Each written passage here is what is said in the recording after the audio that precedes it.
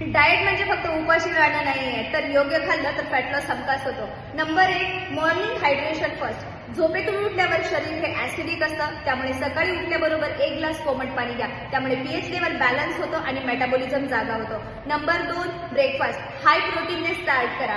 सकाळी प्रोटीन दिलं की प्रोटीन लिव्हरेज हायपोथेसिस ऍक्टिव्हेट होतं, त्यामुळे दिवसभर कार्ब्स आणि फॅट खायचं क्रेविंग कमी होतं. म्हणून ब्रेकफास्टमध्ये ओट्स, दही किंवा मूग डाळ चिरा किंवा उकडलेली अंडी घेऊ शकता. Number 3, lunch balance plate. 25% salad, 25% protein, 25% whole grain and 25% cooked veggies. ही बॅलन्स प्लेट हवी, कारण low glycemic index plate insulin level stable ठेवते आणि बेली फॅट कमी करते. Number 4, evening smart snacks. यावेळी लोक जास्त जंक खातात, त्यामुळे फॅट वाढते. म्हणूनच पर्याय म्हणून स्प्राऊट, मखाना, नट्स ठेवा. प्रोटीन आणि हेल्दी फॅट्स क्रेविंग्स कमी करतात.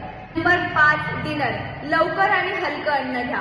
झोपायच्या 2-3 तास आधी हलकं अन्न घ्या. त्यामध्ये प्रोटीन आणि व्हेजीज घ्या, त्यामुळे डायजेशन सोपं होतं आणि रात्रीचे ग्रोथ हार्मोन्स फॅट बर्न करतात. फक्त चालून आणि व्यायाम करून वजन कमी होत नाही, त्यासाठी योग्य वेळ, योग्य प्लेट आणि योग्य बॅलन्स हवा. कमेंट करा फिक्स माय डाएट आणि अशीच उपयोगी माहिती पाहण्यासाठी फॉलो करायला विसरू नका.